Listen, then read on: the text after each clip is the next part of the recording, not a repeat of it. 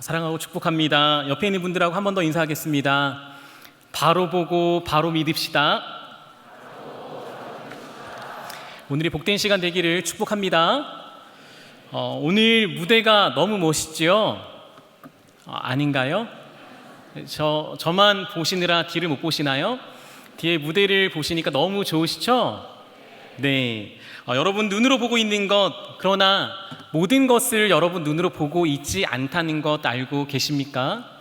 우리 눈으로 무언가를 보고 있지만 보는 것은 단순히 내 눈만을 가지고 보는 것은 아닙니다. 보는 것에도 여러 단계가 있습니다. 보는 것에 대한 제가 좋아하는 사자성어가 있는데요. 함께 앞을 보면서 보시겠습니다. 네, 여기입니다.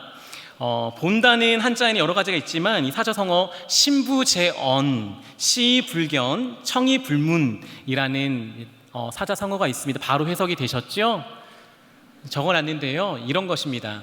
마음을 두지 않으면, 마음을 기울여서 보지 않으면 보아도 본 것이 아니고, 마음을 두고 기울이지 않으면 들어도 들은 것이 아니다라는 의미입니다.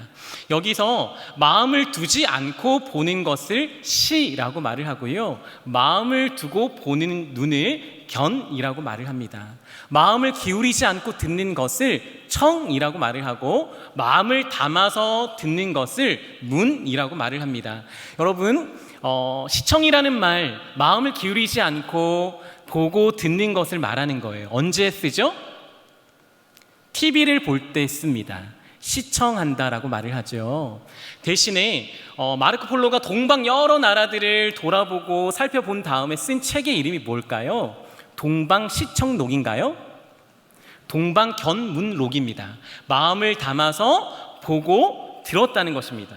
언더우드 선교사의 아내가 조선 여기저기를 살펴본 뒤에 조선견문록이라는 걸 썼습니다. 여러분, 예배를 본다라고 말하는 분들 계신데요, 예배는 보는 걸까요? 드리는 걸까요? 드리는 것입니다. 그런데 이런 의미라면 맞을 수 있지 않을까요? 만약 이 자리에 크리스천 월드뷰 컨퍼런스를 시청하러 오셨다면 여러분 얻어갈 것이 아무것도 없겠지만 견문하러 오셨다면 괜찮습니다.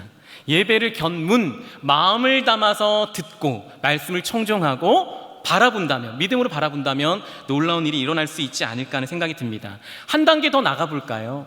본다는 단어는 시와 견 말고도 또 한 단어가 있는데, 공부는 망치다라는 책에 관이라고 하는 글자 하나를 멋들어지게 설명을 했습니다. 뭐라고 설명을 했을까요? 같이 한번 읽어볼까요? 그렇습니다. 관이라고 하는 것은 관심을 가지고 관찰하면서 진면목, 그 보이는 그대로가 아니라 그 안에 있는 진면목을 보는 눈을 가리켜서 관이라고 부르고 있습니다. 여러분, 이 관이 성경에서 나오는 대목을 통해서 좀 살펴볼 수 있을 것 같습니다. 하나님께서는 사무엘에게 이렇게 말씀을 하셨어요. 내가 이새의 아들들 중에서 내가 선택한 왕이 있는데 네가 가서 살펴보면 좋겠다라는 거죠. 사무엘은 이새의 집에 갔습니다. 그리고 본 거죠. 시의 눈으로 보고 견의 눈으로 봤습니다. 어떻게 보았을까요? 사무엘은 하나님의 말씀을 듣고 누가 과연 하나님이 선택한 왕일까 보았습니다. 엘리압을 보았죠. 푸른색 글씨를 보십시오. 어떻게 반응하나요? 과연이라고 말을 합니다. 엘리압을 본 다음에 사무엘은 감동받고요, 하나님 진짜입니다, 멋있어요, 우와, 과연, 대박이라고 외쳤다는 거죠. 그런 그를 향하여 하나님이 이렇게 말씀하셨습니다. 너는 용모와 신장만 보았다라는 거예요. 나의 보는 것은 사람이 보는 것과는 다른 것이라 라는 것이요. 여러분, 너무 잘 아는 것처럼 사람은 외모를 보거니와 시와 견만 하지만 마음을 담았어도 그냥 겉만, 외모만 봤지만 나는 그 안에 있는 중심, 진면목, 관으로 보았다라는 것입니다. 하나님이 보았던 그 눈이 바로 관입니다. 여러분, 관의 의미가 오십니까? 와 닿으셨어요? 관에 대한 이야기를 드리는 이유는 간단합니다. 세계관에 대해서 이야기를 하기 위해서입니다. 여러분, 세계관은 뭘까요? 세계관은, 그렇죠, 세계를 보는 눈은 눈인데 스쳐 지나가듯이 시청하는 것도 단순히 또 견문하는 것도 아니라 세상의 진면목, 보이지 않는 흐름을 보는 것입니다. 이 세계가 어떻게 시작이 되었고 어디를 향해서 어떤 방법과 방식으로 흘러가는지를 볼 수 있는 눈, 관심을 가지고 볼 수 있는 그 눈이 바로 관입니다. 그게 세계관입니다. 여러분, 저는요 안경을 쓰고 있습니다. 안경을 벗으면요 아무리 관찰하고 싶고 관심을 가져도요 여러분이 지금 졸린지, 여러분이 저를 이쁜 눈으로 바라보는지 아니면 썩소를 짓고 있는지 볼 수가 없습니다. 하지만 안경을 쓰면 저는 여러분들이 지금 강의를 잘 듣고 있는지, 경청하는지 아닌지, 어떤 마음이신지 대충 알 수가 있습니다. 여러분이 진심을 볼 수 있는 거죠. 여러분, 보는 것, 세계의 진면목을 관찰을 하면서 관심 가지고 보는 것까지는 좋습니다. 그러나 그게 다는 아닙니다. 먼저 정의 한번 내리고 넘어갈게요. 세계관은 뭘까요? 같이 한번 읽어볼까요? 시작. 그렇습니다. 세상은 그냥 보이지 않아요. 세상의 진면목이 그냥 안경을 벗고 보이지 않는다라는 것입니다. 아무리 관심을 가지고 관찰해도 정말로 어떠한 안경이 없다면 이 세상의 흐름을 여러분들은 죄송하지만 제대로 파악할 수 없습니다. 그래서 그 사람들에게 주는 안경, 그들이 껴야 되는 안경을 가리켜 세계관이라고 말을 합니다. 또 문제 하나가 또 발생을 하죠. 안경을 끼긴 꼈는데 선글라스입니다. 선글라스를 끼고 저를 보면 피부색이 검게 보이겠죠. 빨간색 안경을 끼고 저를 본다면 저는 피부가 빨간 사람이 되겠죠. 세상을 보는 눈이 세계관인 건 알겠는데 어떤 안경을 끼느냐에 따라 세상이 다르게 보인다라는 것입니다. 저는요 여러분들이 세상을 제대로 봤으면 좋겠습니다. 크리스천이라면 세상을 올바르게 봐야 합니다. 맞습니까? 우리는 하나님을 믿는 백성들입니다. 하나님의 나라가 이 땅에 오기를 바란다면 제대로 세상의 진면목을 봐야 되는데 어떻게 하면 세상의 진면목을 볼 수 있을까요? 그것이 바로 기독교 세계관을 가져야 되는 것입니다. 다른 말로 하면 기독교 세계관이라는 안경을 껴야 여러분들이 세상을 제대로 볼 수 있습니다. 저는 확신합니다. 이 땅을 제대로 볼 수 있는 세계관은 기독교 세계관밖에 없다고 저는 믿고 확신합니다. 여러분도 그러십니까? 왜일까요? 저는 이렇게 표현을 해봤는데요. 기독교 세계관은 세상을 보는 성경이라는 안경이기 때문입니다. 안경은 안경인데 세상을 보는 그냥 안경이 아니라 성경을 통하여 세상을 보는 안경, 성경이라는 안경을 가지고 세상을 보는 눈이 세계관입니다. 여러분은 세상을 어떻게 판단하시나요? 오늘날의 정치를 보시면서 성경에 기반해서 듣고 보시나요? 아니면 여러분의 사상에 대해서 관심을 가지고 보시나요? 여러분이 이성, 여러분의 생각, 여러분이 좋아하는 사람들의 말을 듣고 세상의 움직임을 보십니까? 성경을 통해서 세상을 바라보고 계십니까? 만약 여러분이 성경에 기반하지 않고 세상을 보신다면 그 눈은 정확하지 않습니다. 왜 그럴까요? 그 설명을 전 드리고 싶은데, 근데 이 표현에 대해서 먼저 한번 짚고 또 넘어갔으면 좋겠습니다. 성경이라는 안경이라고 제가 표현을 드렸는데 이 표현은 제가 만든 표현은 아니고요. 종교개혁자 칼빈이 썼던 표현입니다. 기독교 강요의 칼빈이 이렇게 기록을 했습니다. 안경을 쓰면 똑똑히 읽어 내려갈 수 있을 것이다. 성경은 이처럼 하나님에 대한 혼란된 지식을 우리 마음에서 바로잡고 우리의 우둔함을 쫓아버리며 참 하나님을 우리에게 보여준다.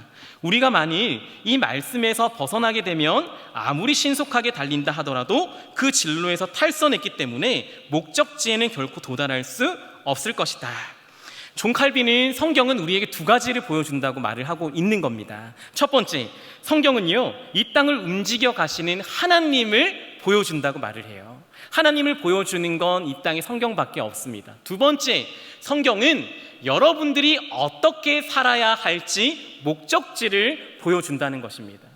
울산대교 위 전망대에 올라가시면 울산이 한눈에 보이게 됩니다. 어떤 길로 가야 어디를 갈 수 있는지 보이게 되겠죠. 성경을 통해서 제대로 세상을 볼 때 여러분은 어디로 어떻게 걸어가야 되는지를 파악할 수 있다라는 것입니다. 그렇다면 성경은 얼마나 귀한 걸까요? 성경은 대단한 것 아닐까요? 근데 이 성경 여러분들은 어떻게 사용하고 계십니까? 책꽂이에 꽂아두는 전시용인가요? 아니면 어느 날 소그룹 모임을 할 때, 구역 예배를 드릴 때 한 번 펼쳐서 시청하는 시청용인가요? 여러분에게 성경은 어떤 의미, 어떤 도구, 무엇입니까? 바라기는 그 성경이 여러분의 안경이 되기를 축복합니다. 영국의 선교학자 레슬리 뉴비기는 그래서 이 성경에 대해서 이렇게 표현을 했습니다. 같이 한번 읽어보겠습니다.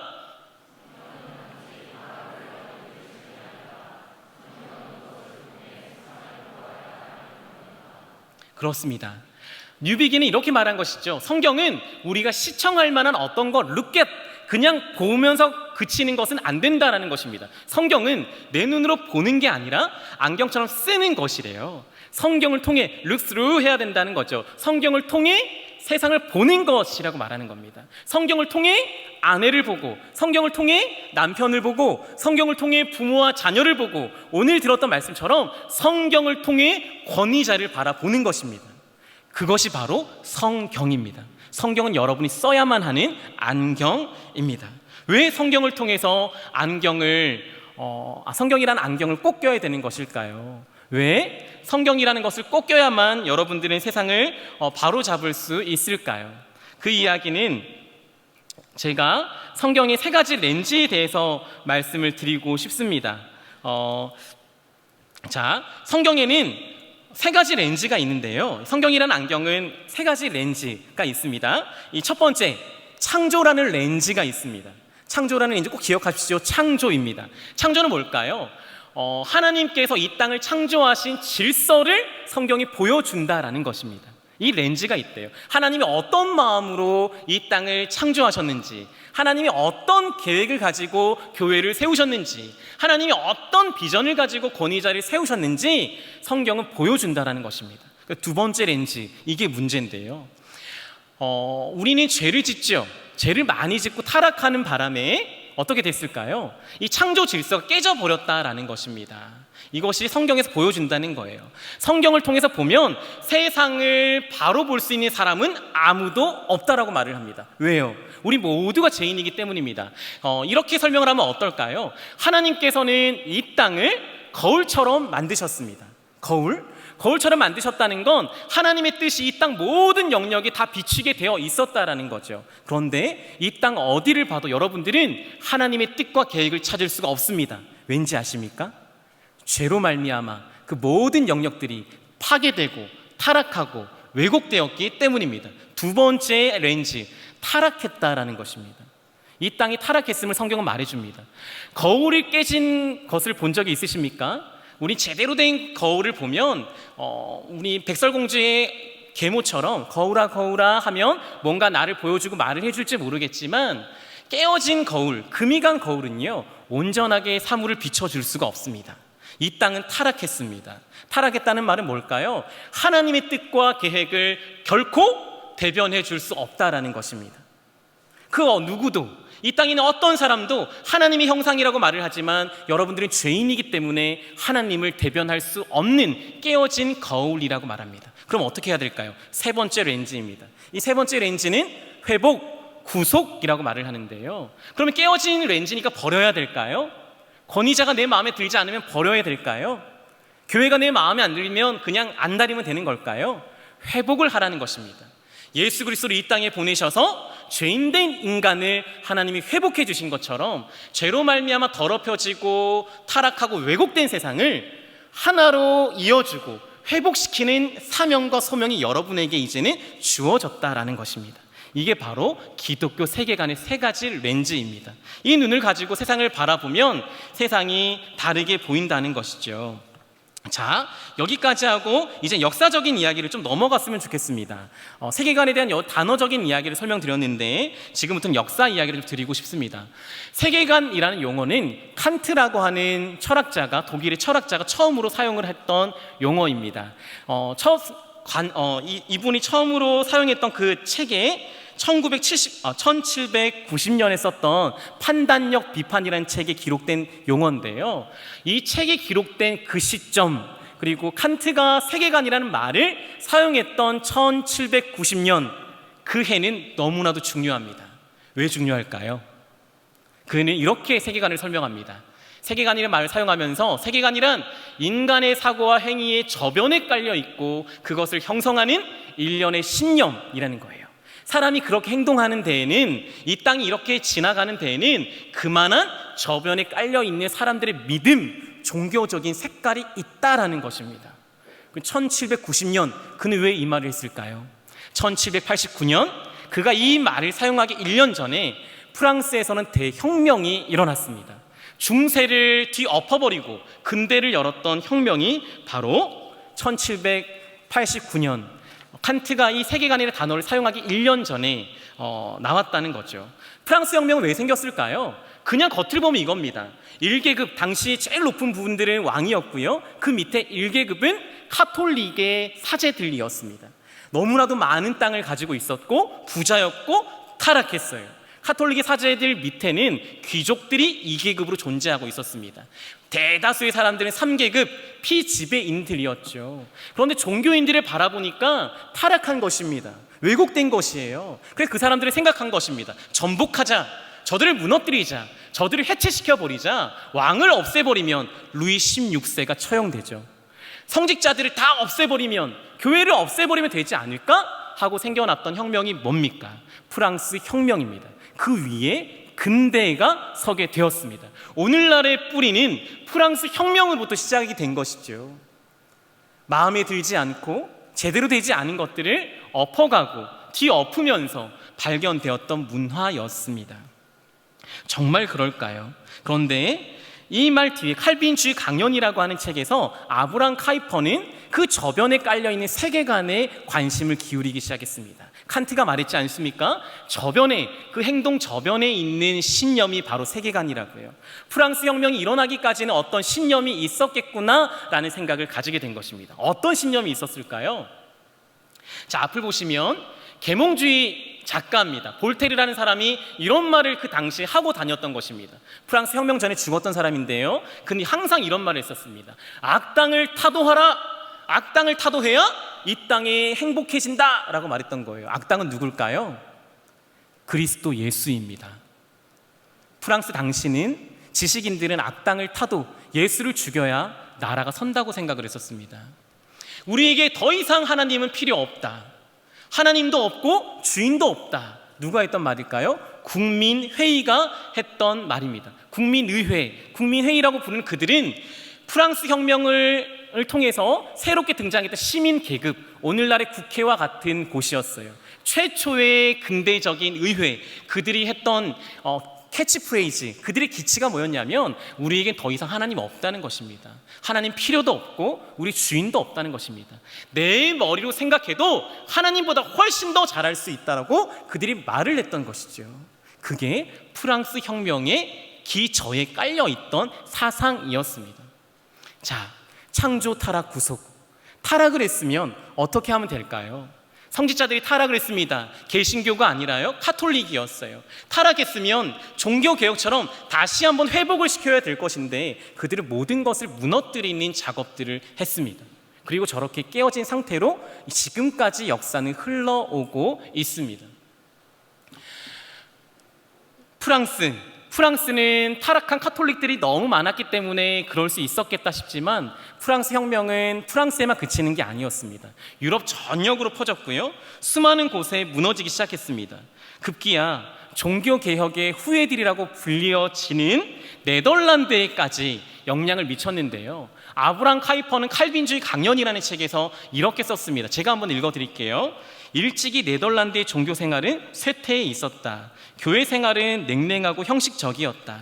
종교는 죽은 거나 다름없었다. 학교에는 성경이 없었다. 나라에는 생명이 없었다. 사실 그때까지만 해도 학교는 성경을 가르치는 기관이었습니다. 성경은 선택 과목이 아니라 성경을 배우고 성경을 통해 세상을 가르치는 곳이 학교였다는 말입니다. 그런데 학교에서 이 프랑스 혁명주의자들이 했던 일이 무엇인지 아세요? 성경을 빼버리는 것입니다. 오늘날도 이러한 일들이 많이 있지 않습니까? 성경을 가르치지 마라. 성경을 보지 마라. 성경 좀 제발 말하지 마라. 그리고 나서 어떻게 되었을까요? 내 생각, 내가 좋아하는 대로, 자기 소견에 옳은 대로 교회를 만들고 학교를 만들고 사회생활을 하다 보니 나라에는 생명이 없어져 버렸습니다. 종교개혁의 국가마저도 무너지고 있었다라는 것입니다. 그게 바로 세계관이라는 용어가 사용되던 당시의 분위기입니다. 더 이상 소망 없는 걸까요? 그런데 카이퍼는 이 다음에 이런 글을 썼습니다. 제가 한번 더 읽어볼게요. 그러나 장차 형편이 나아지리라는 전조가 적지 않았다. 무조건 망할 건 아니라는 거예요. 거슬러 1830년 국회의원이던 후른 판 프린스트러는 시대의 정신에 맞서 싸우기 시작했다는 것입니다.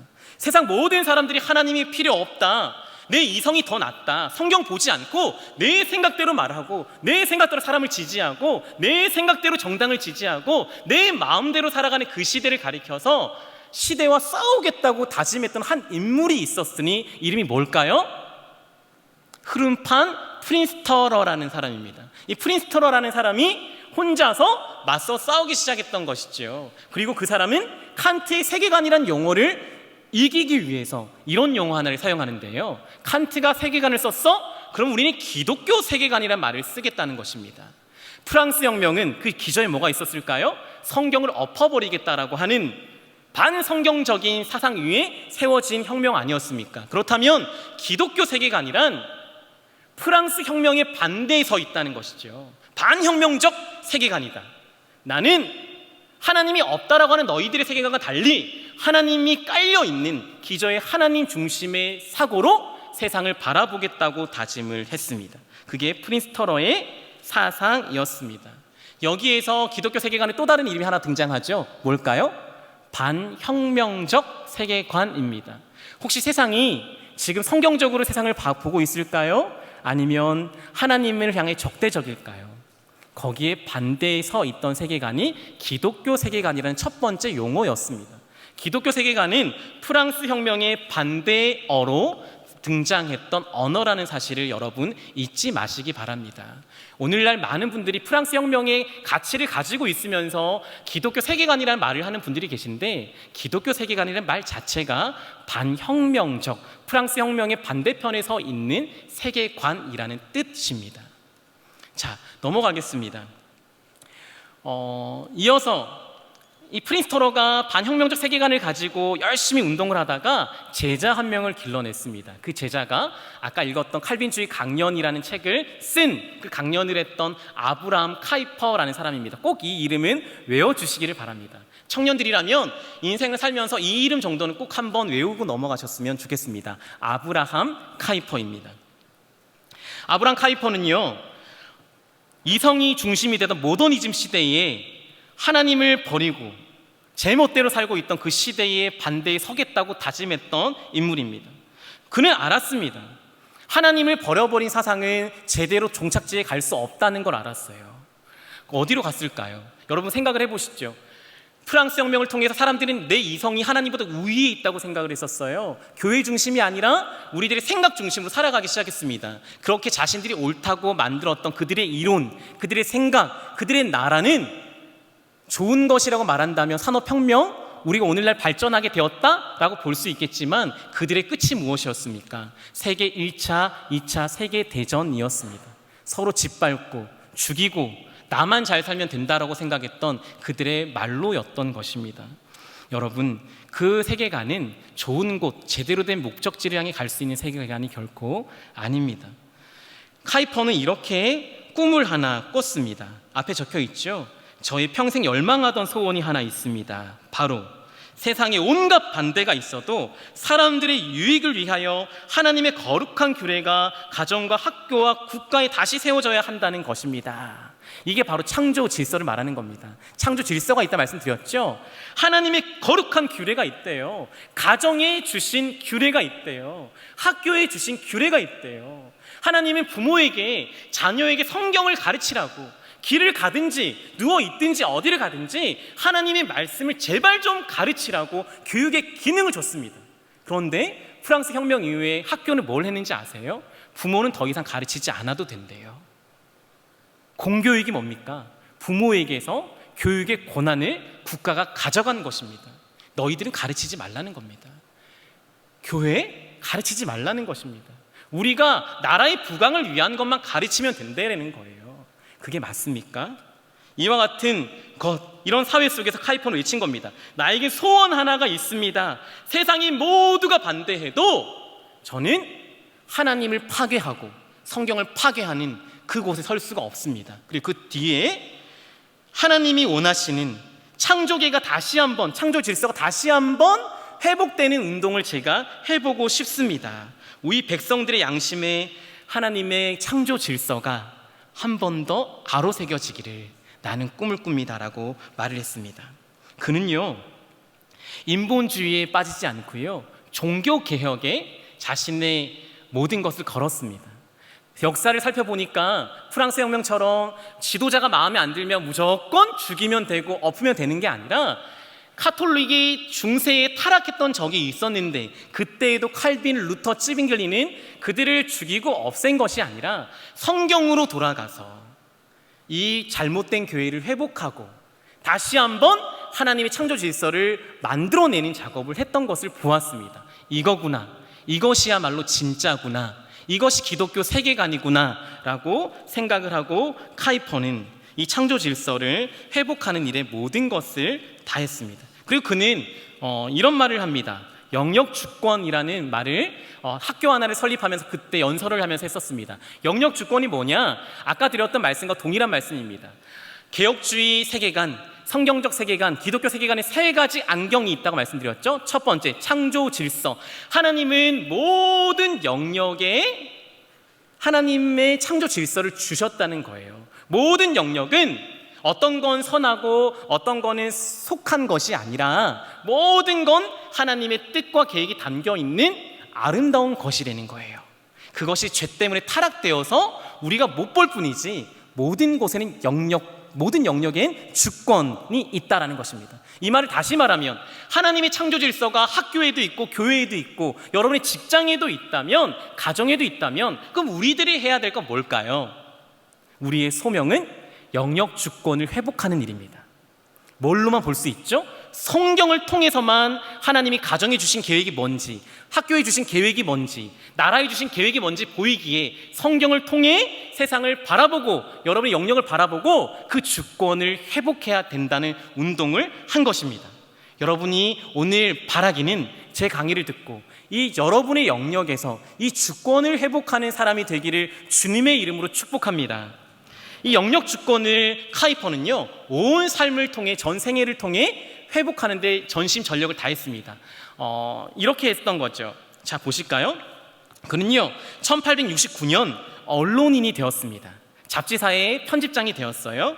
그러면서 뭘 했느냐? 언론의 영역에서 반혁명적, 프랑스 혁명이 여러분 삶의 기초가 아닙니다, 성경을 통해 세상을 바라보셔야 됩니다라고 언론에 계속해서 기사와 여러 가지 잡지를 만들어내는 작업들을 했었습니다. 그 글들을 보고 사람들이 변해가기 시작했어요. 두 번째, 1878년 10년이 지났습니다. 그는 정치인이 되었습니다.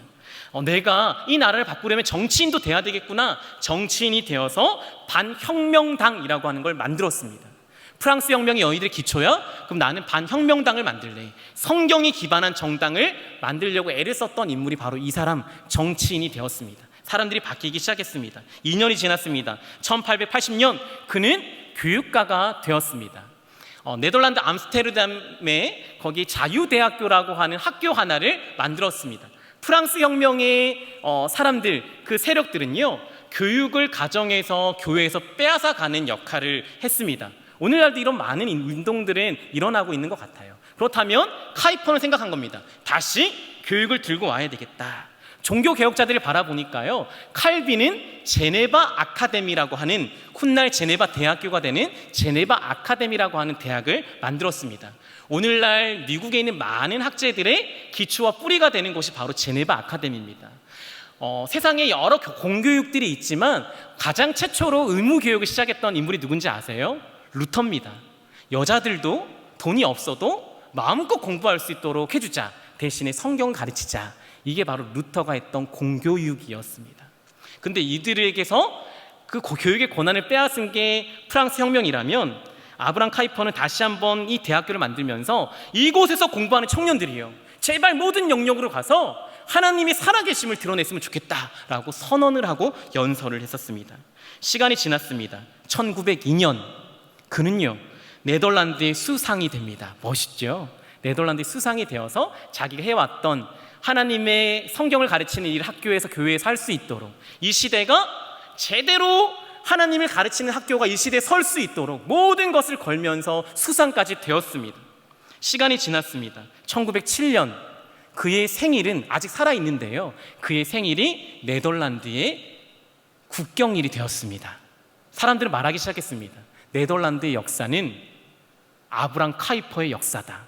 아브람 카이퍼의 하루하루는 네덜란드의 하루하루다라고 말했습니다. 그들은 이제 변하기 시작했습니다. 프랑스 혁명만이 그들의 기초라고 생각했었어요. 이성 중심, 이분법적인 사고만 그들의 세계관이라고 생각했었는데, 카이퍼와 함께 몇십 년을 살다 보니 온 국민이 카이퍼의 의견에 동조하기 시작했습니다. 그러나 아직 그 법은 바뀌지 않아서요, 학교에서 마음대로 성경을 가르칠 수는 없었습니다. 1920년이 되어서야 그가 만들었던 자유대학교, 카이퍼와 프린스터너가 만들었던 많은 초등학교들은 그제서야 비로소 세상에 있는 공교육의 학교들과 법적 지위를 동일하게 가지는 학교가 되었습니다. 프린스터너가 처음으로 교육을 개혁하자고 했을 때가 1840년, 법적 지위를 동일하게 얻었을 때가 1920년입니다. 세계관 하나를 빼앗기면 한 세기가 걸립니다. 걸어다니는 하루하루가 역사라고 말하는 카이퍼라 할지라도 그의 노력이 수상이 되어 노력을 해도요, 세계관 하나를 빼앗기면 세상을 바로잡기까지는 너무나도 오랜 시간이 걸립니다. 그래서 여러분들이 필요합니다. 여러분, 이게 우리에게는 어떤 의미가 있을까요? 유럽 전역에 인본주의가 흘러가기 시작했는데 프린스터너와 카이퍼를 대변되는 네덜란드의 이야기를 제가 드렸죠. 이게 나랑 무슨 상관이야 했을지 모르는데, 이 카이퍼의 운동이 북미로, 캐나다, 미국으로, 호주로, 남아공으로 여기저기로 흘러가기 시작했어요. 네덜란드가 여러 세계대전 때 여기저기 이주를 하면서 이 사람들이 여기저기 이민자가 되어 살았는데요, 그곳에서 카이퍼와 동일한 일들을 했었습니다.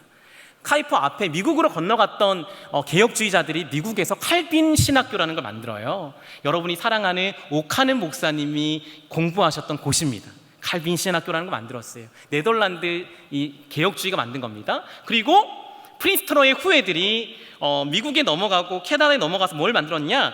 화란 개혁 신학교라고 하는 걸 만들었습니다. 개혁주의라는 건 종교 개혁으로 돌아가자는 거예요. 종교 개혁으로 돌아가겠다고 하는 이들의 노력이 미국의 화란 개혁 신학교를 만들었습니다. 앞에 화면 하나를 보실까요? 거기에 이 사람이 입학을 합니다. 이 사람이 누굴까요? 우리나라 최초의 장로교 선교사 언더우드입니다. 언더우드는 화란 개혁 신학교에 들어갑니다. 아버지가 프린스터너와 이 네덜란드에 있었던 개혁주의, 성경적 가치가 기독교 세계관의 교회 밑에서 배웠고 자신도 거기서 자랐고 이와 같이 성장하고 싶어서 이 사람은 화란 개혁 신학교에 들어갔고, 거기서 조선이란 땅의 이름을 듣고 한국으로 와서 선교를 온 것입니다. 그리고 그 뿌리가 이 한국에 와서 언더우드와 함께 수많은 학교들이 대한민국에 섰습니다.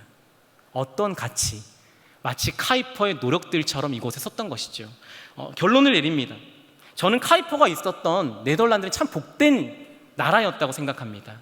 그리고 저는 우리나라가 참 복된 나라라고 생각합니다. 왜요?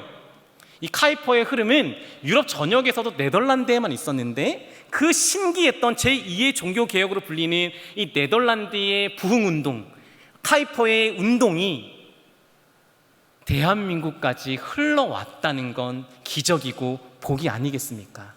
그런데 우려가 되는 건 뭔지 아세요?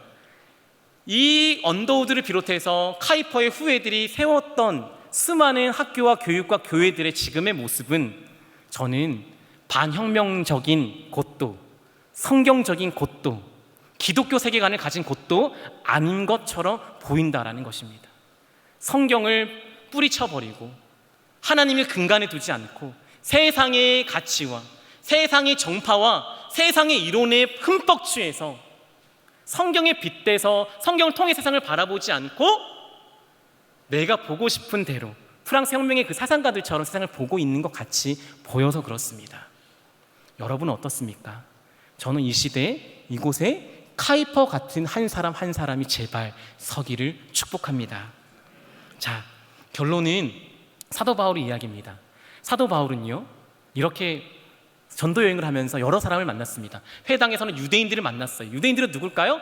우리만 선택받은 민족이에요 라는 것이죠. 오늘날에도 자민국 중심주의 많죠. 이들이 세계 대전을 일으키지 않았습니까? 경건한 사람들이 있었습니다. 세상은 더러워요. 그냥 우린 성경만 볼래요. 그래, 성경만 보고 세상에는 안 나갈 거예요. 사도 바울은 그들에게도 혼을 냈습니다. 그렇게 살아서는 안 된다고 말입니다. 모든 영역엔 하나님의 뜻이 있으니 성경 보고 굴에 들어가고 기도만 들어갈 것이 아니라 세상에 나가서 학교를 바꾸고 직장을 좀 바꿔달라는 것입니다. 또 에피크로스 학파, 스토아 학파가 있었대요. 스토아 학파는 누굽니까? 오늘날 불교 철학과 비슷해요. 어떤 걸까요? 속세는 안 좋아요. 세속은, 이 땅은 아무 필요 없어요. 내세가 중요합니다. 그러니 이 땅에서는 고행해도 됩니다. 그냥 내세가 중요하기에 이 땅에서는 열심히 돌을 닦아서 부처가 되면 됩니다.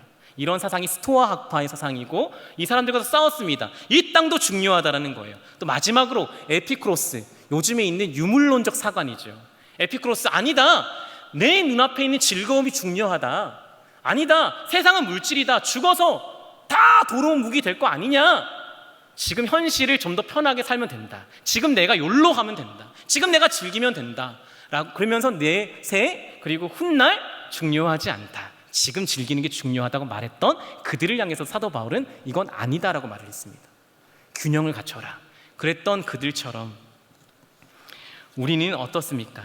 우리는 그들에게 사도 바울이 줬던 이 결론이 우리의 결론이 돼야 될 것 같은데요. 사도 바울은 이렇게 말합니다. 내 주 그리스도 예수를 아는 지식이 제일 중요하다. 성경으로 돌아가라는 것입니다. 그리고 그 안에서 발견되라. 성경을 통해서 세상을 제발 좀 바라봐라. 성경으로 돌아가라. 그리고 그 성경에서 여러분의 세상을 시작하라 라고 사도 바울이 권면하고 있는 것입니다. 그리고 아브람 카이퍼가 그의 책 칼빈주의 강연에서 이와 같이 말을 합니다. 세상은 그리스 로마에서 나오지 않았다. 스토아 에피쿠로스의 철학이 있지 않다는 거예요. 프랑스 혁명이 있지 않다는 거예요. 정말 강력한 변화, 이 땅의 회복은 어디서 오는 것입니까? 베들레헴 골고다에서 오는 것입니다. 십자가로 돌아가시고 성경으로 돌아갈 그때에만 이 땅이 회복, 타락된 세상의 회복이 있다라는 것입니다. 우리 그리스도인은 이 현대주의 앞에 근데 왜 이토록 연약하게 서 있는가라는 것입니다. 바라기는 강력하게 그 자리에 서시기를 주님의 이름으로 축복하고, 다시 한번 연약함으로 잊지 마시고 카이퍼처럼 여러분의 인생을 바쳐 이 무너져가는 세계 속에 다시 한번 하나님의 나라가 우뚝 설 수 있도록 만드시는 여러분의 삶이 되기를 주님의 이름으로 축복합니다.